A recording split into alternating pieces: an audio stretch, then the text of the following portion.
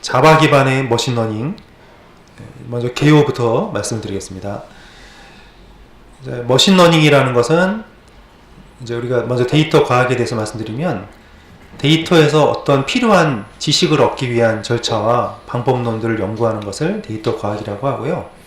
여기에는 데이터 수집, 또 클리닝이라는 건 데이터를 미리 우리가 분석할 수 있도록 초기 데이터를 분석할 수 있는 준비를 하는 거죠. 그 다음에 실제로 분석을 하고 결과를 시각화하고 배포하는 이런 절차들을 연구하는 학문을 데이터 과학이라고 하고요. 그 중에서도 머신러닝 하게 되면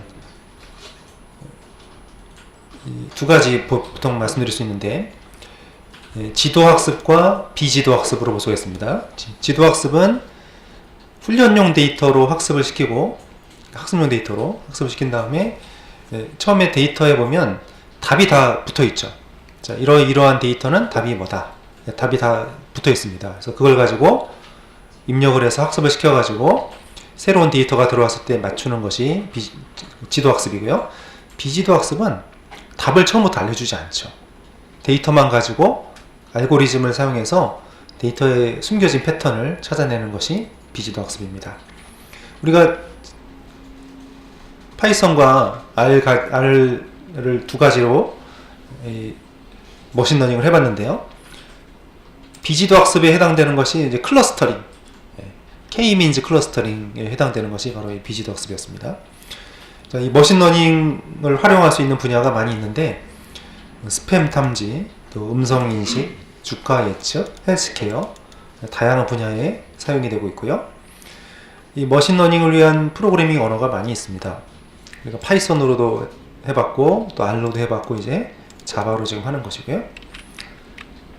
자, 머신러닝을 할 때는 먼저 데이터를 수집을 해야 되겠죠.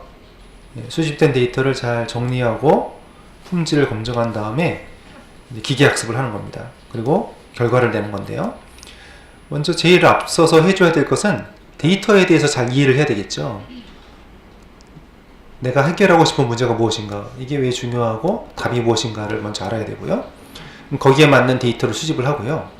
수집한 데이터를 처리를 해야 됩니다. 전처리라고 하는데, 클리닝이라고 하는데요.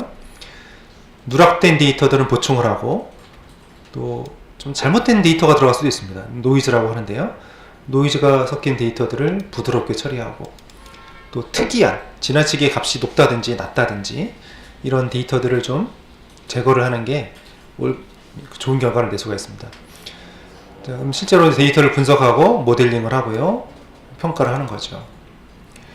자, 데이터에 대해서 우리가 좀 보면은, 데이터라는 건 숫자, 단어, 측정값, 관찰 결과, 사물에 대한 묘사나 이미지 등으로 구성된 값의 모음을 데이터라고 하고요. 데이터에는 여러 종류가 있는데요. 명목형 데이터는 상호 배타적이고 순서가 없는 거죠. 자, 군필 여부, 또 자동차 소유 여부, 이런 것들은 뭐 순서가 있는 건 아닙니다. 그냥 단지 배타적으로 구분만 하는 거죠. 순위 데이터는 순서는 있는데 값 사이에 차이가 없는 거예요. 성적 등급이라든지, 또 서비스 품질 지수, 행복 지수, 어떤 순서는 매길 수 있지만 그 값 사이에 어떤 절대적인 차이가 있는 건 아니죠. 구간 데이터는 값을 비교할 때는 의미가 있는데 0이라는 개념이 없어요. 자, 예를 들면 온도에 보면 우리 0도가 있죠. 0도가 실제로 온도가 없는 겁니까? 온도가 없는 건 아니죠. 근데 있는데 0이라고만 표시한 것 뿐이죠. 그런 것들은 이제 구간 데이터라고 얘기하고요. 비율 데이터는 구간 변수의 속성 가지는데 0에 대한 개념이 있는 것. 예를 들어서 키가 0이다. 이거는 없는 거죠. 키가. 나이가 0살이다. 이건 0살입니다. 주가가 제로다. 또 연봉이 예를 들면 그럴 일 없지만 제로다. 이런 거는 0이라는 데이터가 있는 거죠. 자, 데이터를 이제 수집할 때는 데이터를 잘 우리가 발견하고 관찰을 하고, 데이터를 이제 얻을 때는 설문조사로도 얻을 수 있고, 또 실험이나 시뮬레이션을 통해서 얻을 수 있고, 또 스크롤링하는 방법도 있죠. 그리고 공공 데이터나 이런 데서 데이터를 구할 수도 있고요. 데이터 샘플링, 데이터를 우리가 만든 걸 가지고 이제 샘플링을 잘 해가지고 처리를 해야 됩니다. 데이터 클리닝은 본격적인 알고리즘을 처리하기 전에 정확하지 않거나 불충분하고 관련성이 떨어지는 데이터들을 제거하는 거죠. 누락된 값들이 있으면 제거를 해도 되고, 또 대부분의 값이 누락된 필드, 예를 들면 뭐 연봉 금액이 거의 다 빠져 있어요. 그럼 그 필드를 지우는 것도 좋습니다. 그리고 데이터가 존재하지 않는다는 의미로 NA라는 값을 부여하기도 하고요. 또 몇 개 안 빠졌다 그럴 때는 평균 값으로 대체를 하기도 하고, 또 다른 속성을 통해서 값을 예측을 하는 거죠. 예상해서 집어넣기도 합니다. 아웃라이어는 이제 극단 값인데, 그 일련의 값의 흐름을 벗어나서 지나치게 평균을 벗어난 값들 있죠. 이런 것들은 지금 제거해 주는 게 좋습니다. 또 데이터를 머신러닝에 적합한 포맷으로 변환하는 거죠. 오늘 이제 해보겠지만, 이 웨카라는 프로그램을 우리가 쓸 텐데요. 이 프로그램은 CSV로는 분석이 안 되고, CSV를 좀 바꿔가지고 만든 자체 포맷이 있어요. 그런 파일로 바꿔줘야 되고, 또 예를 들면 우리가 이제 표준화 작업도 많이 했었죠. 단위가 다른 경우에 숫자를 좀 줄여가지고 표준 편차를 제로로 만들어가지고 했었습니다. 네, 그런 데이터들을 만들기도 하고요. 또 데이터를 축소하는 경우도 있었죠. 지난번에 우리가 주성분 분석 같은 거를 했는데요. 변수가 여러 개 있었는데 그 중에서 중요한 특징을 가지는 변수들만 추려가지고 분석을 하기도 했습니다. 또 데이터를 수집할 때는 여러 사이트가 있지만 공공 데이터 포털에 보면 공공 데이터 25,000여 건이 제공되고 있어요. 이 사이트에 한번 가볼게요.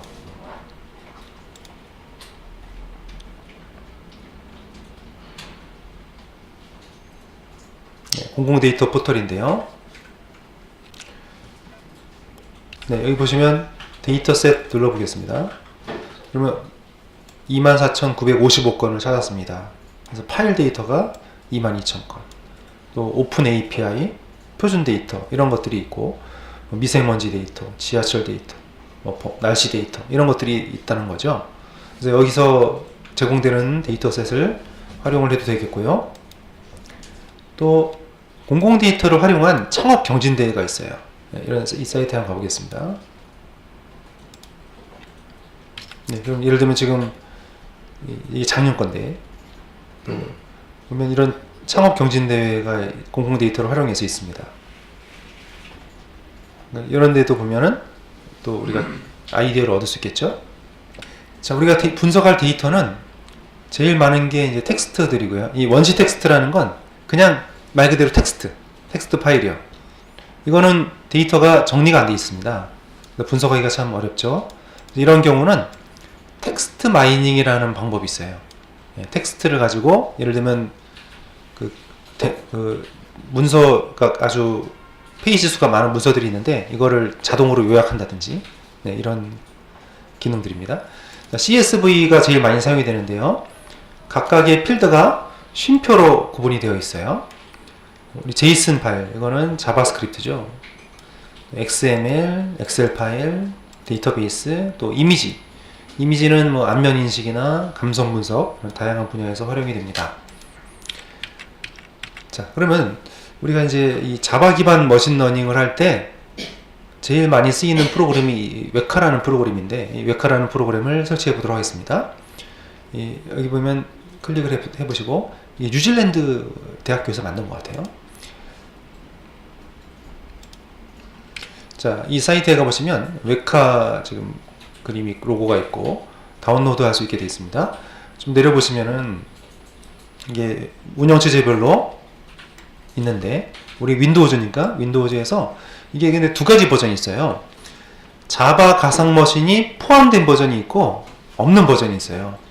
근데 우리는 이미 이제 JDK를 다 깔았고 했기 때문에 굳이 자바 가상 머신이 포함된 버전이 필요가 없어요. 그래서 없는 거, 여기 보시면 첫 번째는 포함된 버전이고요, 두 번째는 없는 버전이에요.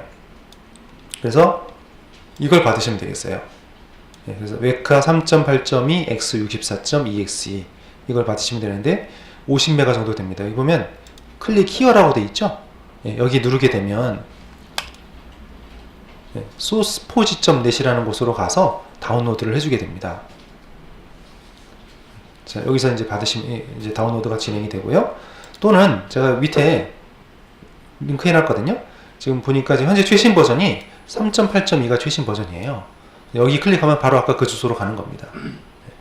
그래서 다운로드를 받으시고 기본 옵션으로 설치를 해보도록 하겠습니다. 설치가 완료된 다음에 실행해보면 이런 화면이 이제 보이게 됩니다. 예, 그래서 웨카 3.8.2를 받았고요. 실행을 해보겠습니다. 예, 기본적인 옵션으로 설치하시면 되겠어요.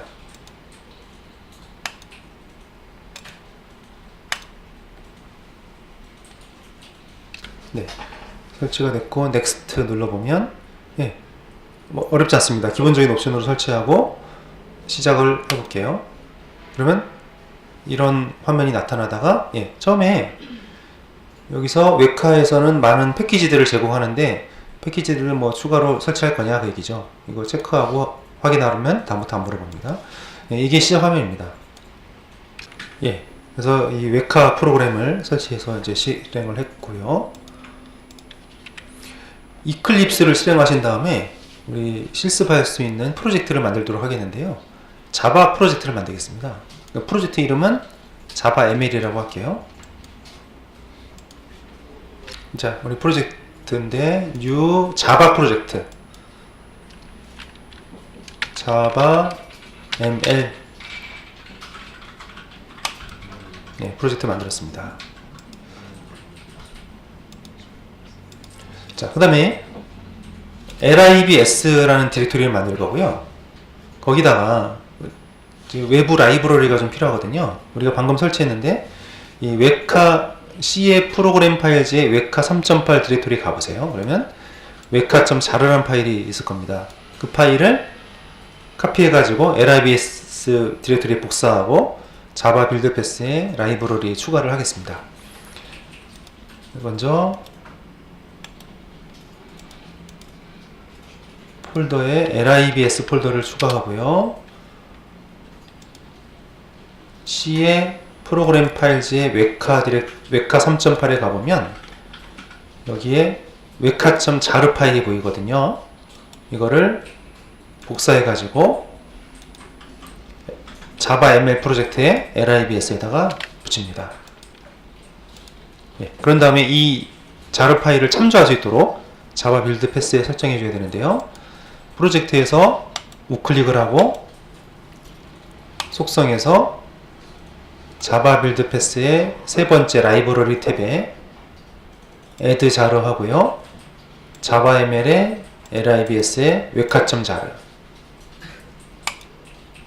네, 이렇게 추가하면 라이브러리가 이 웨카 자르 파일에 라이브러리가 추가가 되는 거죠.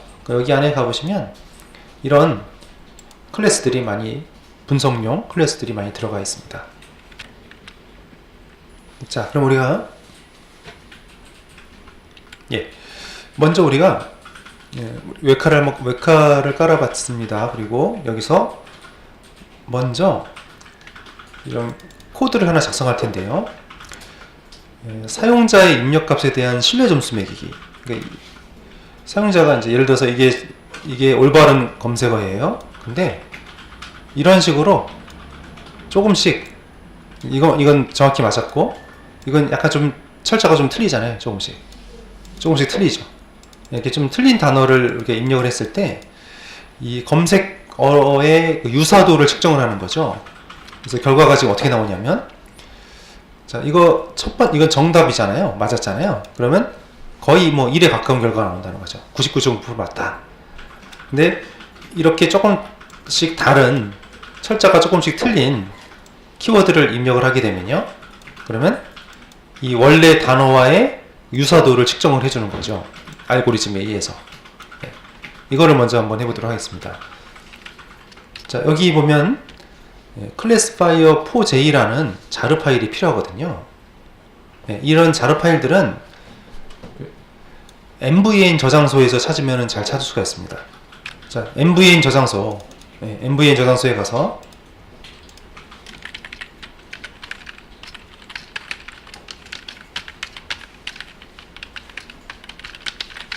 MVN 저장소죠. 메이븐 저장소죠.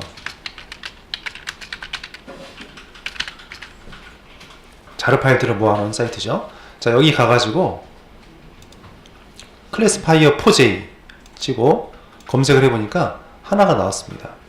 네, 들어가 보면 지금 0.6 버전, 0.6 버전이고, 이건 메이븐 프로젝트 같은 데서 우리가 폼.xml에다가 붙일 때 필요한 거고요.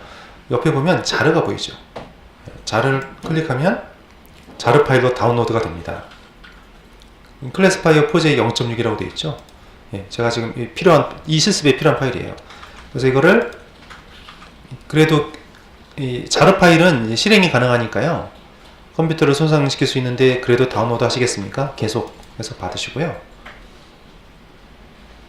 그래서 다 받으면은, 자, 이 파일을 역시 우리 libs에다가 붙이고, 그러면, 자, 이 아이콘이 아까 웨카.자르는 뭔가 좀 이 아이콘이 표시가 되어 있어요. 이거는 우리 현재 프로젝트에서 참조가 가능하다는 얘기인데, 이거는 아직 연결 안 해놨어요. 그래서 다시 프로젝트에서 우클릭, 속성을 봐야 되겠죠. 네, 속성을 봐서 자바 빌드 패스의 라이브러리즈에 가서 또 한 번 하는 거예요. add 자르에서 클래스파이어 4j, 이렇게 여기다 등록을 해놔야 컴파일이 됩니다. 그러면 먼저 우리 자바 프로젝트에서 ch01이라는 패키지를 만들고 거기 안에 이런 클래스를 작성해서 코드를 작성하겠습니다. src에다가 하면 되겠죠.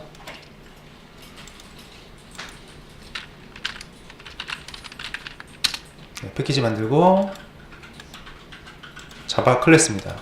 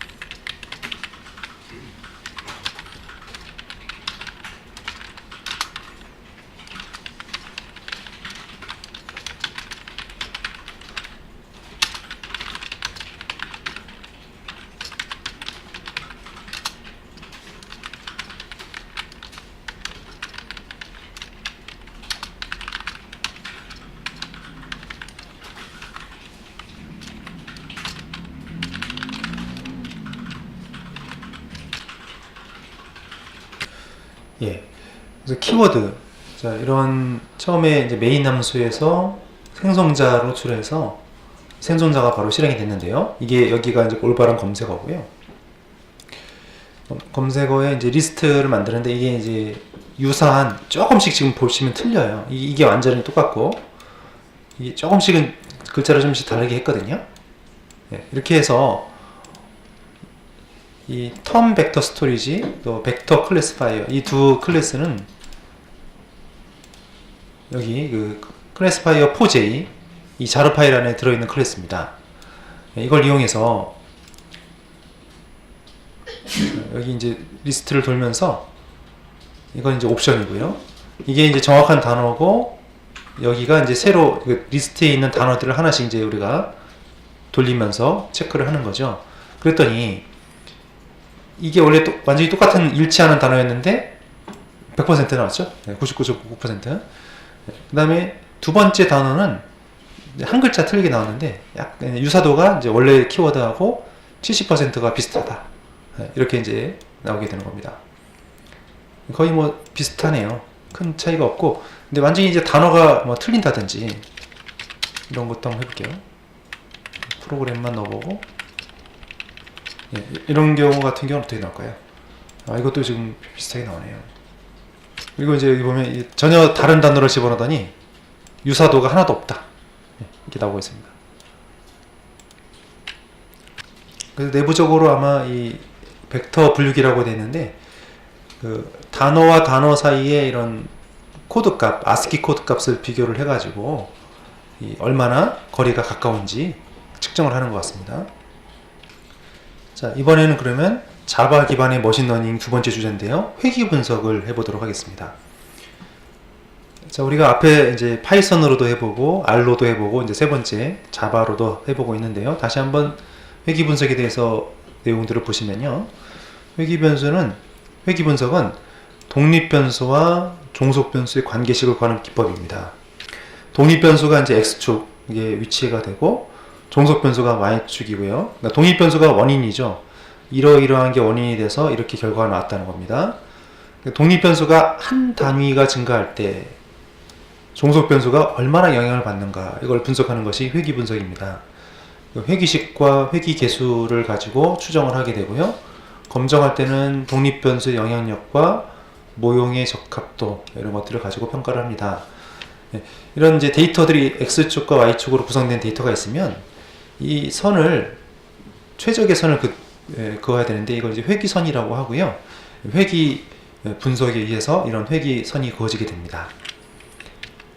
회귀 분석은 단순 회귀 분석이 있고 중회귀 분석이 있는데, 단순 회귀 분석은 독립 변수가 한 개일 때, 예를 들면 광고비를 많이 썼더니 기업 매출액이 올라가더라, 이런 것들을 이제 예측한다면 광고 집행액 하나의 독립 변수가 있는 거죠. 이런 게 이제 단순 회귀 분석. 근데 독립 변수가 두 개 이상의 경우가 많이 있겠죠. 예를 들면 어린이의 연령과 하루 평균 학습 시간, 이 두 가지 변수를 이용해서 성적을 예측을 할 수 있겠죠. 이런 경우가 중회귀 분석입니다. 자, 그러면 이제 실습을 해볼 텐데, 이번에 이제 에너지 효율성이라는 데이터셋이라는 데이터입니다. 그래서 이 데이터를 먼저 보시면은, 그러면 지금 보면 이 에너지 데이터인데 엑셀 파일이 있고 CSV가 있는데요. 엑셀에 보면 이 첫 번째가 이제 변수들이겠죠. 변수들이 쭉 들어가서 y1과 y2라는 게 이제 이 x 변수가 입력 변수, 독립 변수 8개고요. 종속 변수가 이제 2개가 나옵니다. y1과 y2 나오고, 이 엑셀이 있고 또 CSV도 있습니다. CSV도 이제 그걸 좀 정리를 한 거죠. 그래서 이렇게 지금 정리가 돼 있어요. CSV가 엑셀로 이렇게 열렸지만 에디터로 열어보면은 쉼표로 구분된 파일이죠. 이렇게 쉼표로 콤마로 구분된 파일이 CSV가 되겠습니다. 자, 그럼 이 데이터셋을 보시면 이렇게 되어 있는데, 변수 설명을 드리면 이 건축 구조의 기본 요소인 건물 표면적, 또 벽과 지붕 면적, 높이, 사각지대, 건물 외형의 간결성, 건물의 난방과 냉방 효율, 이런 관계 등을 조사한 데이터인데요. 지금 여기 보면 x1부터 x8까지 보면은 x1이 상대적 크기, x2가 건축 표면적, 이런 이제 변수들이 되겠고요. y1이 난방 하중, y2가 냉방 하중, 이렇게 되어 있고요. 데이터는 총 768건이에요. 주택을 조사했고, 이런 이제 정리가 되어 있어요. 그러니까 이런 값들이 들어가면, 첫 번째가 지금 난방이고 두 번째가 냉방인데요. 그러니까 이런 데이터들이 쭉 들어가면 난방하는데 이만큼 비용이 된다, 냉방하는데 이만큼 비용이 된다, 이런 뜻입니다. 그래서 이 난방비하고 냉방비에 이런 데이터들이 얼만큼 영향을 미치는가, 이걸 한번 분석하자는 겁니다. 그래서 코드를 보시면은, 미리 한번 보시면 일단 CSV를 로딩을 하는 건데요. 로딩을 하는 부분, 여기 보면 일단 패키지들 보면 웨카 패키지들이 많이 들어가고 있죠. 아까 웨카.jar 파일이 아까 우리 넣어놨잖아요. 웨카에 있는 파일들을 기능들을 쓰고 있습니다. 나머지는 이제 자바 스윙, 자바 기본 패키지들입니다. 불러오고 CSV로 불러오는 거죠. 로딩을 해서 데이터셋을 가져와 가지고 이 두 번째 지금 타겟 변수가 냉방하중과 난방하중으로 되어 있는데 냉방하중은 빼고 난방만 가지고 이제 평가를 하겠습니다. 그래서 빼고 그 다음에 선형 회귀 분석 모델을 리니어 리그레션이라는 클래스를 가지고 만들어 줍니다. 모델을 생성하고 또 선형 회귀 모델을 한번 출력을 시켜 보고요. 그 다음에 여기서는 이제 우리가 지난번에 할 때는 학습용 데이터셋과 검증용 데이터셋을 7대3으로 나눠 가지고 많이 평가를 했는데 그런 방법도 있고요. 그 다음에 이제 교차 평가라는 게 있어요. 교차 평가가 뭐냐면 이거를 데이터셋을 나눕니다. 몇 개로 나눈 다음에 예를 들어서 데이터셋을 5개로 나눠요. 5개로 나눠 가지고 한 4개 A부터 A, B, C, D, E 5개가 있다면 A부터 A부터 D까지 4개를 묶어서 테스트하고 나머지 하나를 가지고 평가해보고 또 나머지 또 4개 이렇게 약간 조합을 바꿔가지고 4개 세트를 가지고 학습시키고 나머지 하나 가지고 평가를 하고 이런 식으로 교차 평가를 하는데 지금 10번 돌린다는 얘기고요. 그래서 돌리게 되면 이런 값들이 나오게 됩니다.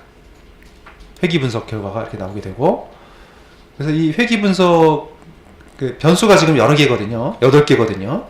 8개니까 분석 트리를 만들게 되는데 단순하게 선이 하나가 되는 게 아니라 이거 다중회귀 분석이거든요.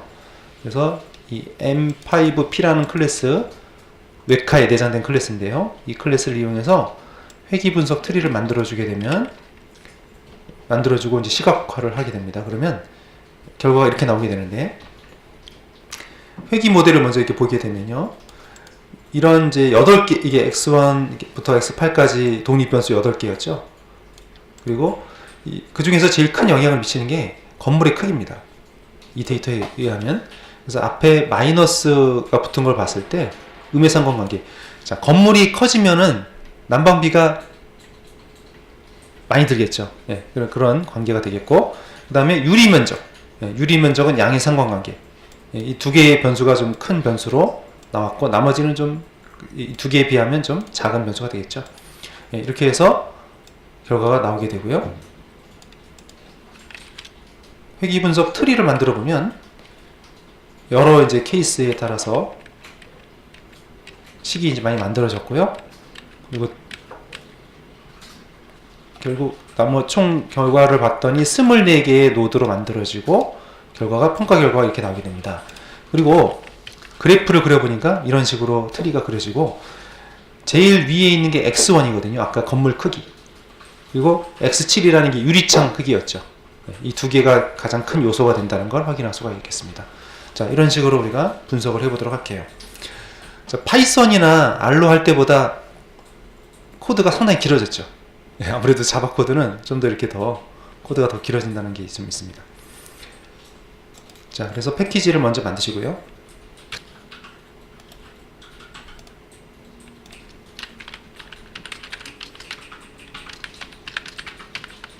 패키지 만들고 클래스를 만들겠습니다.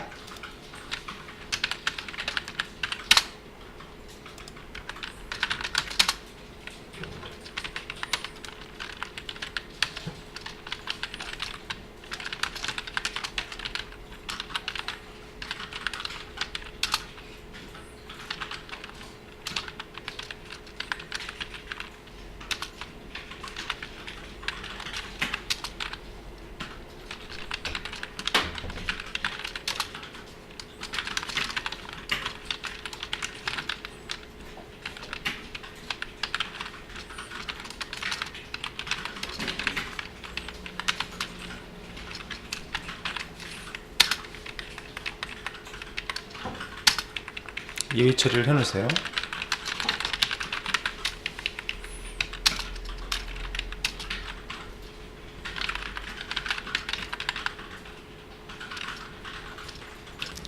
자, 그래서 CSV 로더라는 이 클래스를 이용해서 이게 웹카에 내장되어 있는 클래스예요. CSV 파일을 로딩을 하는데 CSV의 필드 구분자는 쉼표입니다. 이렇게 하고 데이터를 CSV 파일을 불러오는 거죠.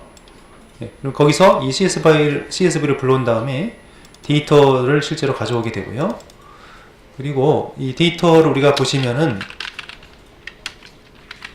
데이터를 한번 출력을 시켜볼게요.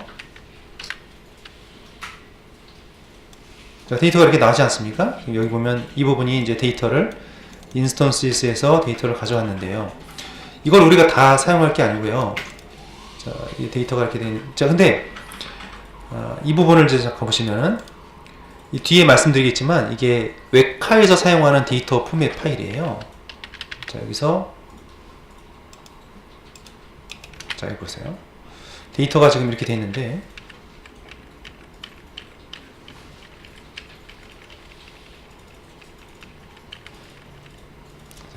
데이터가 이렇게 있는데요.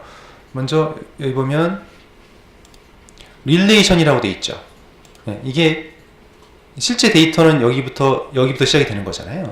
그러면 웹카에서 지금 이 부분을 추가를 한 건데요. 이게 뭐냐면 이게 데이터셋 이름이고요. 이게 변수 이름입니다. x1 변수는 첫 번째 변수는 숫자형입니다. 두 번째 다 숫자형이죠. 그러니까 x1부터 8까지 y1부터 y2까지 전부 다 숫자형이다 그 얘기입니다. 변수에 대한 설명을 붙인 거죠. 그러니까 이런 파일을 ARFF 파일이라고 그래요. 이게 웹카에서 사용하는 데이터 분석 포맷이에요.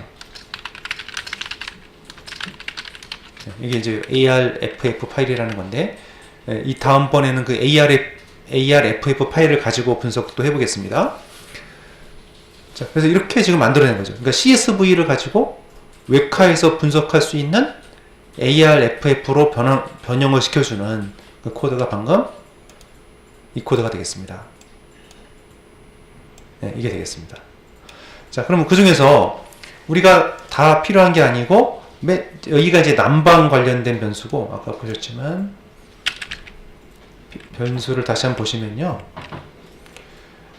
지금 이게 x1부터 x8까지가 독립 변수들, 원인이 되는 변수들이고 이러한 것들에 의해서 난방 하중이 결정이 된다는 얘기죠.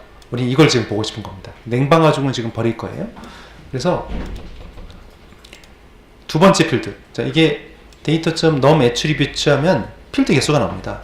자, 필드 개수에서 -2 하면 뒤에서 두 번째 거, 즉 난방 하중이 결정이 되는 거죠. 자, 이 값을 찍어볼까요? 이거 찍어보면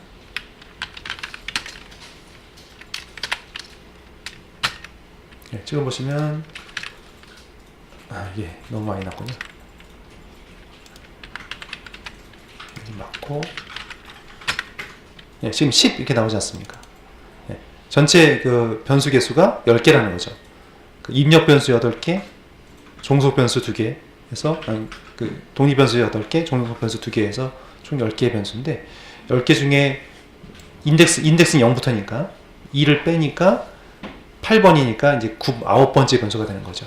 9번째 변수를 종속 변수로 만들고 그 다음에 remove 해서 맨 마지막 거는 remove 하세요 해서 여기 보시면 이게 R이라는 게 삭제 옵션이고 여기 보면 data.num attribute 얘가 뭐냐면 뭐예요? 그 맨 마지막 필드를 말하는 거죠. 맨 마지막 필드를 빈 값으로 지우라고 합니다. 지워지게 되고요. 자, 그럼 이제 여기까지 하면은 다시 한번 우리가 이제 데이터를 출력을 시켜보면은 맨 마지막 필드가 삭제가 된 걸 볼 수가 있죠. 그 다음에 회귀 분석 모델을 만들어 보겠습니다.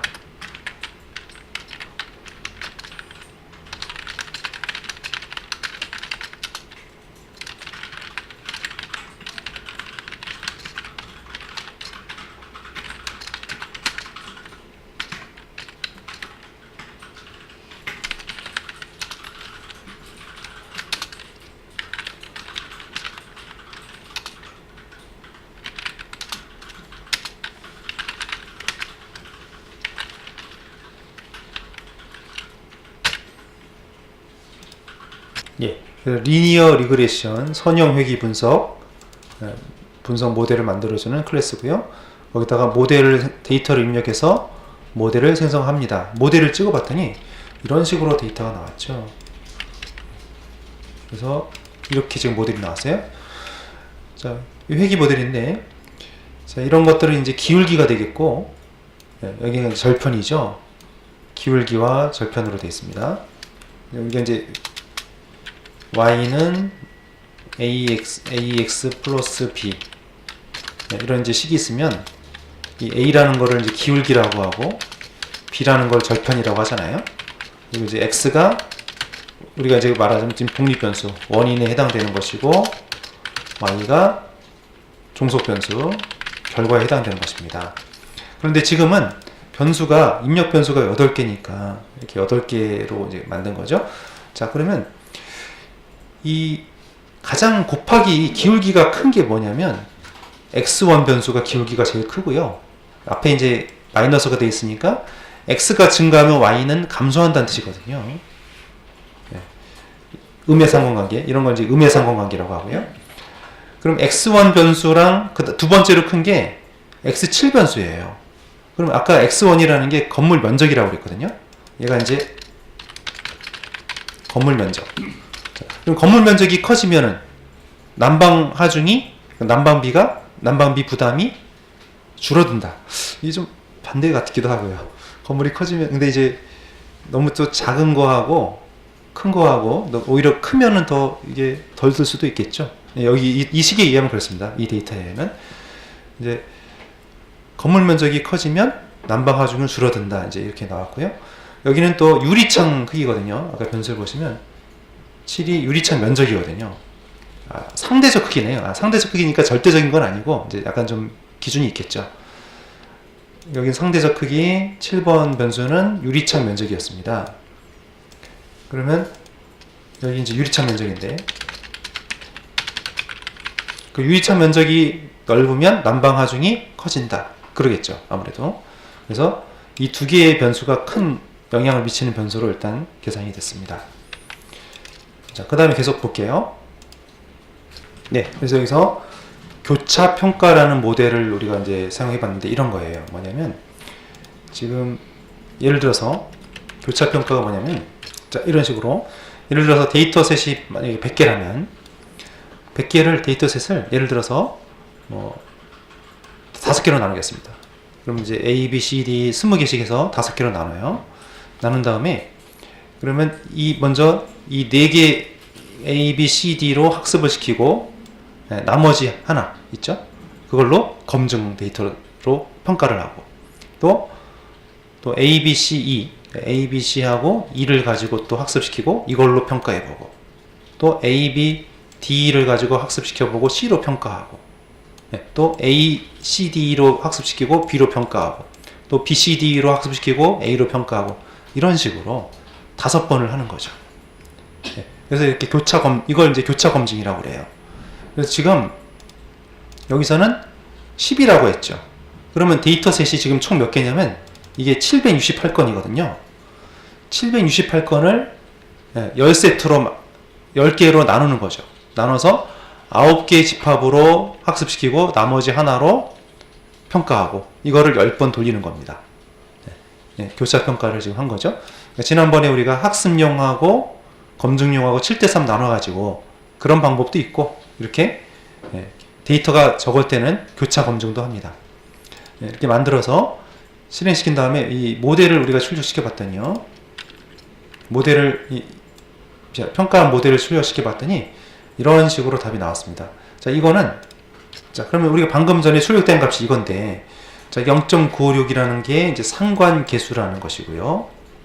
그 다음에 여기 숫자 나온 값들은 오차 절대값 평균에서 값들이 나왔어요. 모델에 대해서 한번 해봤고, 총 인스턴스 수를 계산해 봤더니 768건이 나왔습니다. 그래서 M5P라는 클래스를 이용해서 회귀 분석 트리를 만들어 주고요. 여기서 모델을 만든 다음에 출력을 시켜 봅니다. 그러면 이건 이제 트리 결과로 시각화돼서 나온 거고요.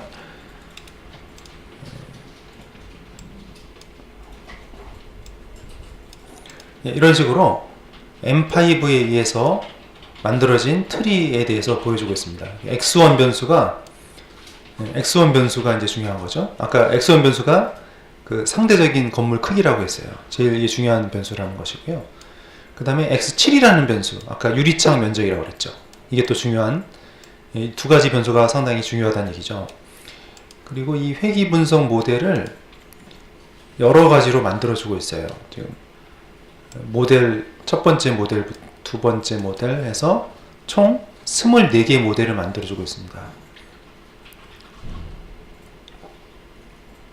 네, 총 이제 24개의 룰의 개수라고 그랬는데, 아까 이 그림을 보시면은 이게 지금 동그라미가 노드거든요. 자, 이게 이제 총 24개의 노드가 나왔다는 얘기고요. 그리고 이 회귀 분석 트리를 가지고 교차 검증, 아까도 교차 검증을 했는데요. 아까 했던 거 그냥 그 선형 회귀 모델 하나 가지고 했던 것이고, 이번에는 이 MD5 여기 트리, MD5 트리 가지고 회귀 분석 트리를 가지고 또 교차 검증을 10번 했습니다. 그래서 나온 결과가 또 이것이고요. 아까보다 훨씬 더 건수가 조금 더 많아졌죠. 700건이었는데 2배 정도가 됐고요. 네, 그리고 이 트리를 이제 시각화를 해봤더니 J프레임을 이용해서 했는데요. J프레임 사이즈 결정하는 거죠.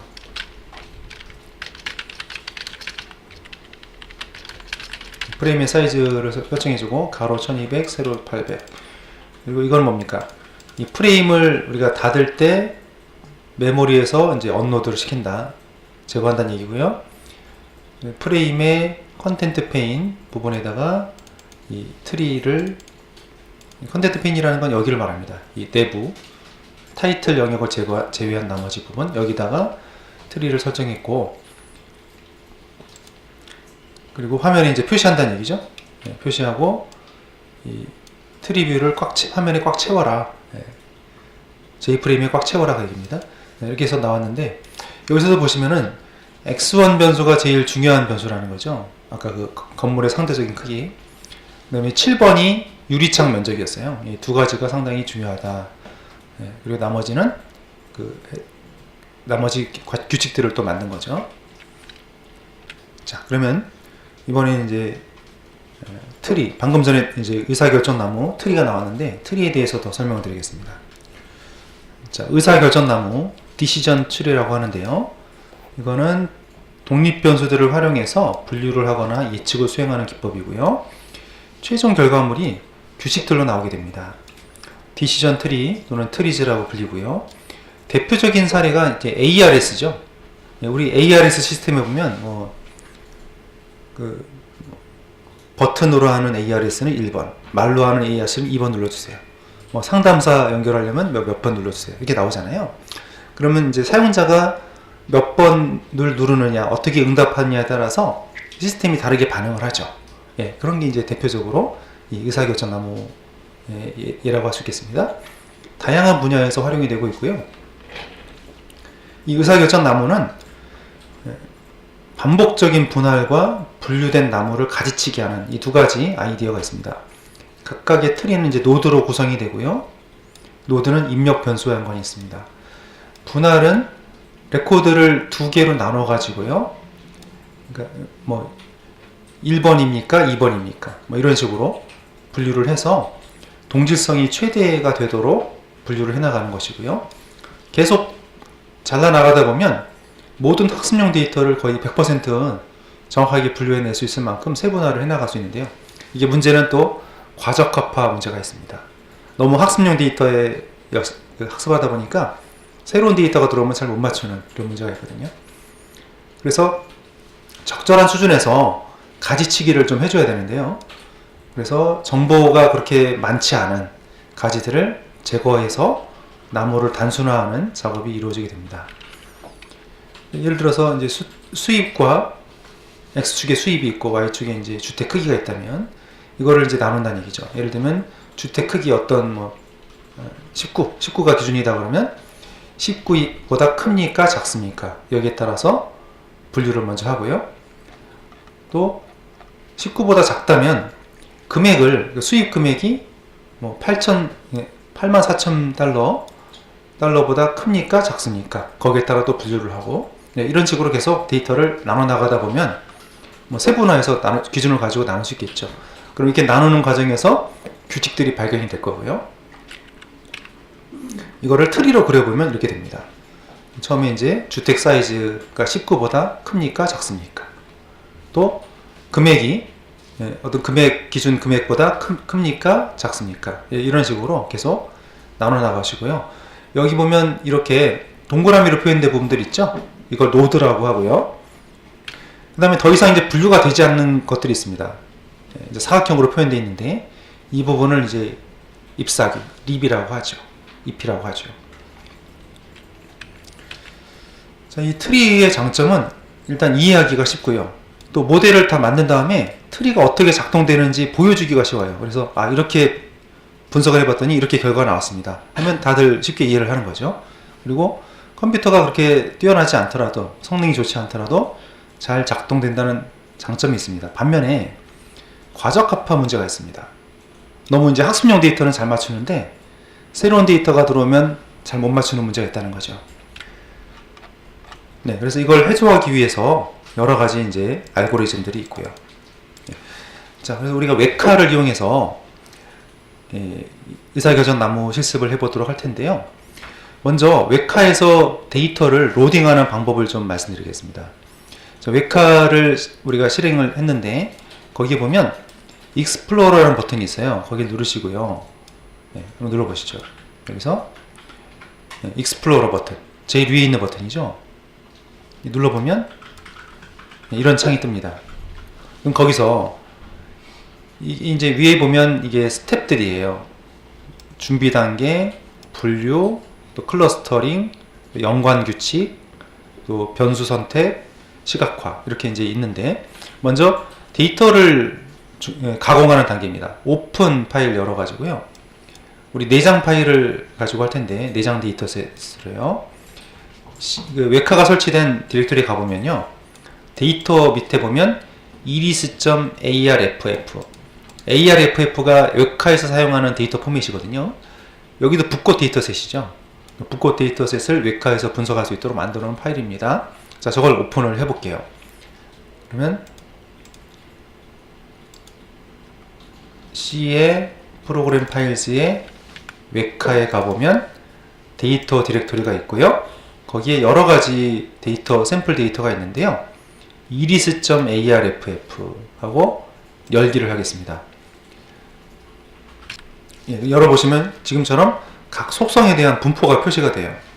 예, 이렇게 보시면 이리스 데이터가 있고 변수는 5개이고요. 총 인스턴스 150건이 있고 이 변수들이 있죠. 변수들이 이렇게 5개가 있다고 나오고요. 각각의 변수, 예를 들어서 이제 세팔점 랭스를 눌러보면 이게 통계량이 나오죠. 최소값, 최대값, 평균, 표준 편차. 그 다음에 이제 맨 밑에 5번째 변수를 보니까 이게 3가지 품종으로 나오는 거죠. 3가지 품종인데 각각 50건이다. 예, 그리고 이 아래쪽에 보시면 그래프가 나오잖아요. 예, 그래프가 이렇게 분포를 확인할 수 있게 나오고 있고요. 자, 여기서 이 오른쪽에 보면은 비주얼라이즈 올이라는 버튼이 있습니다. 여기를 한번 눌러볼게요. 예, 비주얼라이즈 올 눌러보면 예, 이런 식으로 모든 5개 변수에 대해서 그래프를 다 그려주고 있죠. 세팔 랭스, 세팔 위스 이게 쭉 그려주고 있어요. 자, 그래서 데이터를 한번 우리가 이제 확인을 해봤고, 이번에 이제 우리가 이제 날씨 데이터를 가지고 의사결정나무로 분석을 해볼 텐데요. 이 arff란 파일은 웹카에서 사용하는 데이터 파일 형식입니다. 그래서 우리 weather.normal.arff란 파일을 오픈을 해보겠는데요. 이 파일은 이제 이 내용입니다. 이렇게 돼 있어요. 그래서 일단 기본적으로 우리가 CSV 파일들 있죠.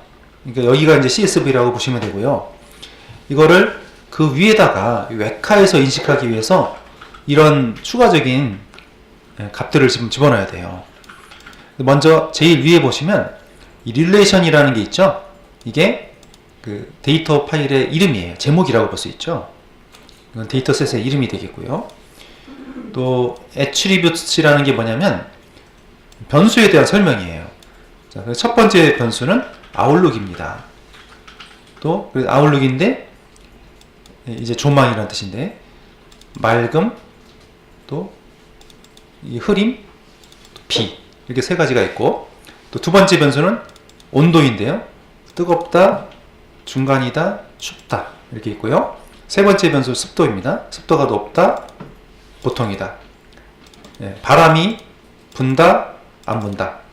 또 그러면 이제 이런 조건이 있으면 예를 들어서 해가 맑아요. 날씨가 맑고 근데 더워요. 그리고 습도가 높아요. 그리고 바람을 안 불어요. 이런 날은 밖에서 놀지 않는다. 예, 플레이는 이제 밖에서 운동 여부입니다. 자, 그다음 운동하는 날 볼까요? 자, 흐려요. 흐린데 날씨는 좀 덥고 또 습도가 높아요. 근데 바람은 안 불어요. 그러면 운동한다. 예, 이런 식으로 데이터를 이제 임의로 만든 거죠. 예.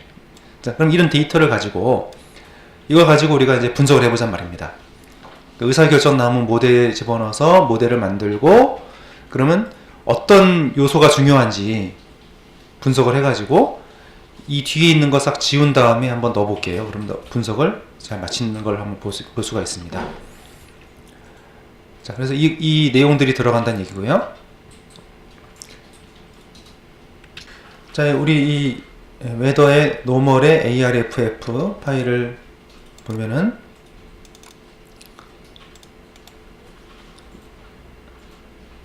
CSV는 필요 없고요. 네, 이런 식으로 되어 있습니다. 네, 그래서 여기가 이제 데이터가 되겠고요. 네, 여기 그러니까 이 이하는 데이터 셋이라는 거죠. 실제 데이터가 되겠고 여기 위에가 이제 첫 번째가 데이터에 대한 설명, 변수에 대한 설명. 네, 됐고 데이터셋을 만들 때 이렇게도 좋습니다. 수치형 데이터를 만들 수도 있는데요.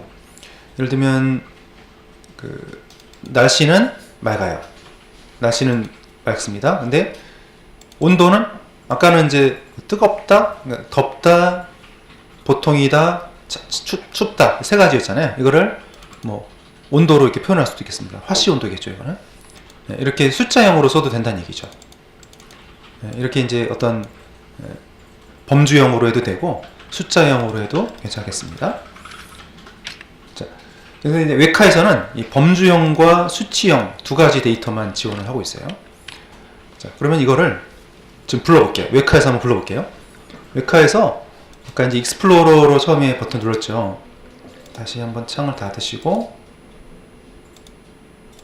예, 자, 여기잖아요. 여기서 익스플로러 누르고요. 그럼 창이 여기서 뜹니다. 거기서 지금 방금 그 파일 있죠? ARFF 파일을 불러오세요. 오픈 파일 누른 다음에 데이터 경로로 가세요. 그래서 이거요. weather.nominal.arff 해서 열어오세요. 그럼 파일이 이렇게 불러와졌습니다. 그러면 이게 변수들이 우선 여기 보면 5개의 변수가 있고 인스턴스가 14개, 데이터 건수가 14개라는 얘기네요. 그리고 이 아웃룩이라는 조망이라는 변수를 보니까 맑음이 5건, 흐림이 4건, 비가 오는 날씨가 5건 이렇게 있고 그래프로 그리면 이렇게 표현이 된다는 얘기입니다. 이렇게 이제 변수들에 대해서 나와 있죠.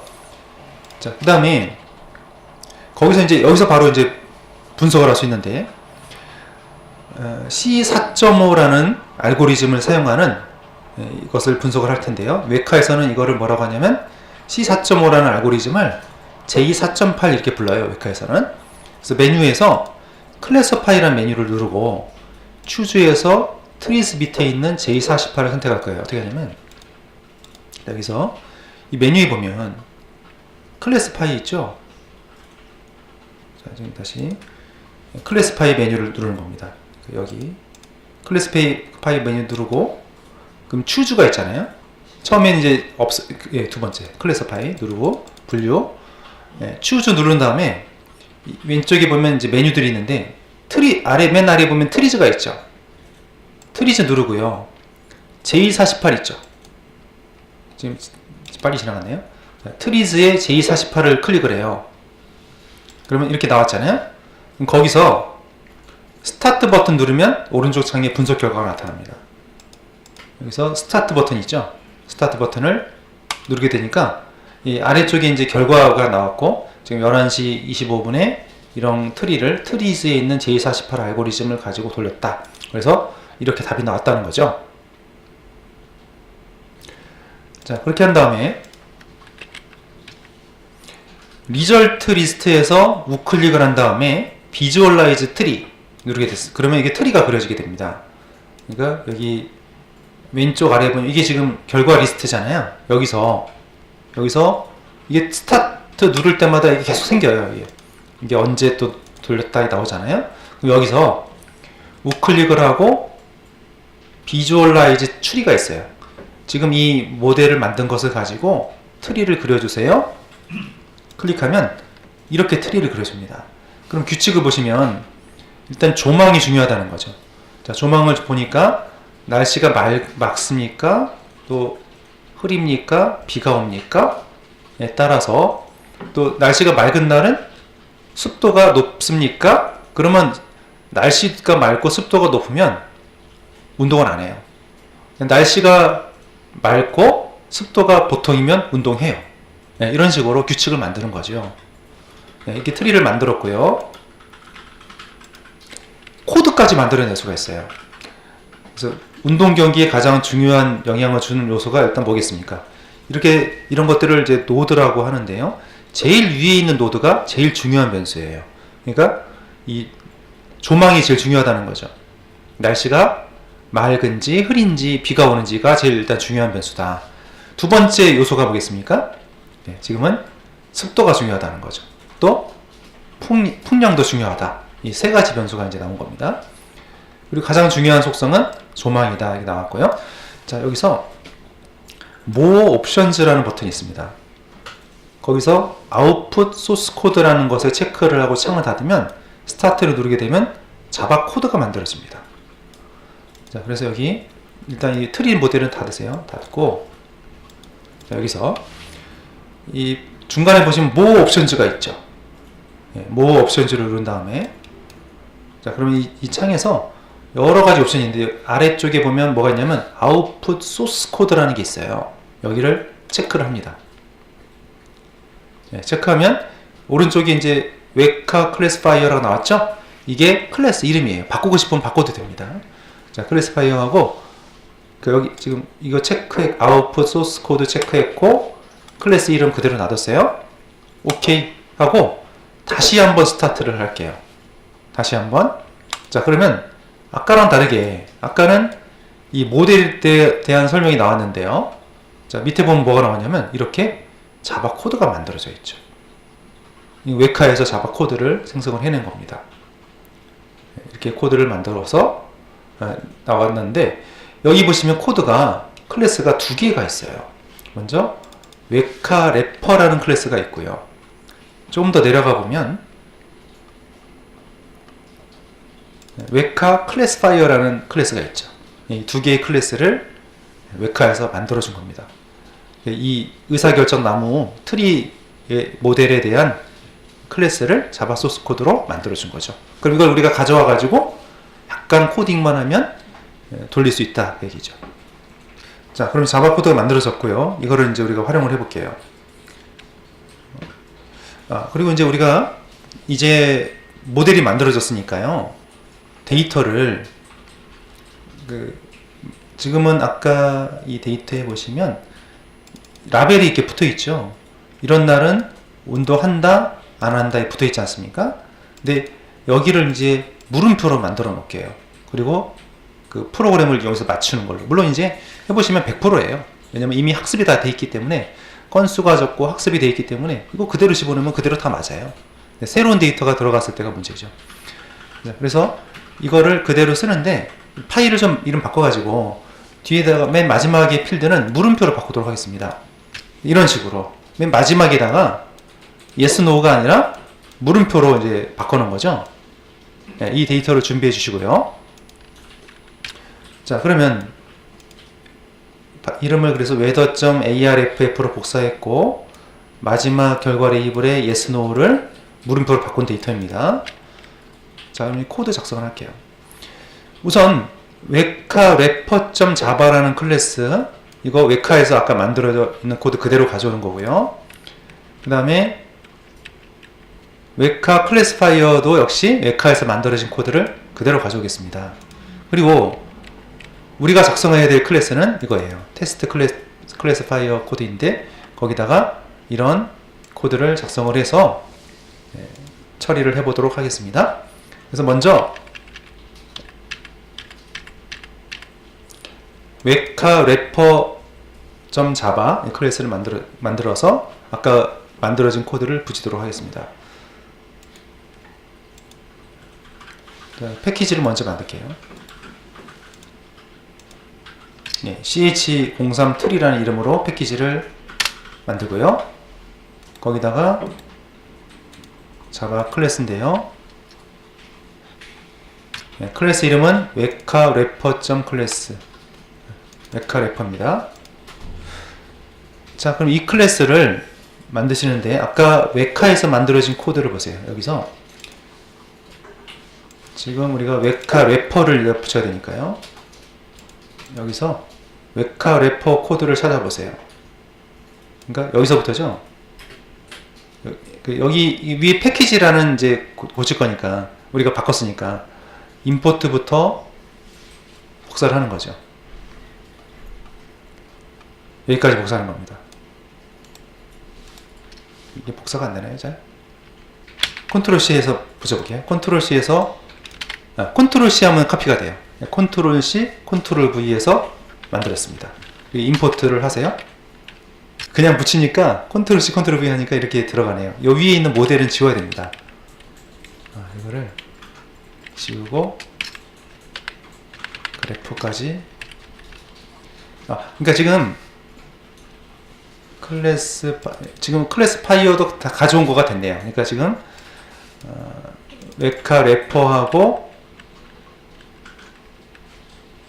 클래스 파이어까지 가져온 거예요. 두 개 다 가져온 거예요. 자, 그러니까 아까 다시 말씀드리면 여기서 이거 전체 컨트롤 C, 컨트롤 V 하면 다시 보여드릴게요. 자, 이 컨트롤 C 하고 컨트롤 저기 위에 맨 위에 보면 이건 놔두세요. 패키지가 지금 없잖아요. 다 붙이면 이런 식으로 나오는데 여기는 지워줘야 됩니다. 이거는 지우고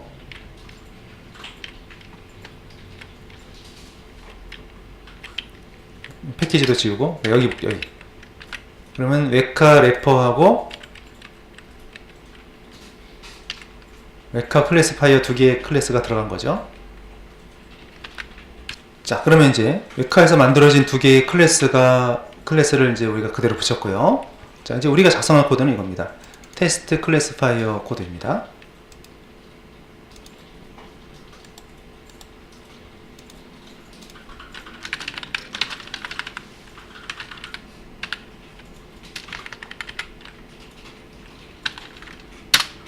자, 만드시고 작성할게요.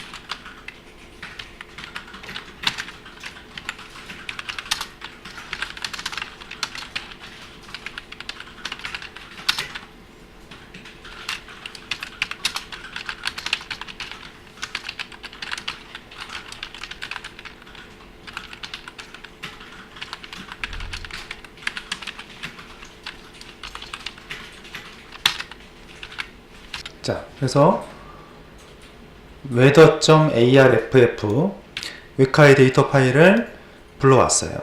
파일을 버퍼드 리더로 가져와서 인스턴스를 가져왔습니다. 그럼 이 데이터를 보시면 데이터 출력을 해보면 이런 식으로 잘 로딩이 좀 세이브가 안 됐군요. 네, 데이터를 이렇게 불러온 걸 볼 수 있죠? 그러니까 ARFF 파일을 그대로 불러온 거예요. 네, 그대로 불러왔고, 자, 그걸 갖다가 이 정답, 지금은 우리가 물음표로 바꿨잖아요. 그 정답을 가르쳐 주지 않고 맞추기 위해서. 그래서 데이터에 attribute 하면 지금 변수가 5개죠. 그럼 여기는 5라는 값이 들어가고요. 5에서 2를 빼게 되면 4번, 0번부터니까 0번, 1번, 2번, 3번, 4번. 네, 마지막 필드가 인덱스예요. 라벨이에요. 정답이 붙어있는, 정답이 적혀있는 것이에요. 이렇게 알려주고요. 근데 지금 다 지웠죠. 물음표로 바꿨죠. 그리고 이제 모든 필드를 경유를 하면서, 순회하면서 분류를 하는 거예요. 이게 웨카 모델에서 분류기에다가 데이터를 집어넣는 거예요. 네, 데이터 집어넣었더니 결과가 나온 거죠. 그래서 결과가 지금 어떻게 나왔습니까? 이런 식으로 이렇게 나왔어요. 그러면 자, 이게 우리 나온 결과인데, 아까 우리 데이터를 보실까요? 데이터 셋을 보면은, 자, 이건데, 데이터 셋 보면, 자, 이 두 가지 비교해 보겠습니다. 첫 번째 두 개가 일단 1번하고 2번은 노우네요. 맞죠? 그 다음에 yes, yes, yes 3개 맞고요. 그 다음에 no 하나 맞고, 또 yes 맞고, no 맞고, yes가 이제 5개인가요? 네, 5개 맞고요. 마지막에도 다 맞았죠. 근데 이거는 학습용 데이터이기 때문에, 네, 학습용 데이터를 그대로 돌린 그대로 집어넣기 때문에, 학습이 이미 다 돼 있기 때문에 다 맞춘 겁니다. 근데 새로운 데이터가 들어갔을 때는 또 확인을 해봐야 되는 거죠. 그러니까 데이터를 새로운 데이터를 한번 넣어본 건데요. 새로운 데이터를 이렇게 하나 넣어봤어요. 그래서 비 오고, 날씨 덥고, 습도가 높고, 바람도 불어요. 그러면 이럴 때는 어떻게 될까요? 넣어봤더니, 데이터에 놓고 돌려봤더니, 모델에 놓고 돌려봤더니 운동 안 하는 걸로 나왔습니다. 네, 이런 식으로 이제 예측을 할 수 있겠다는 얘기죠.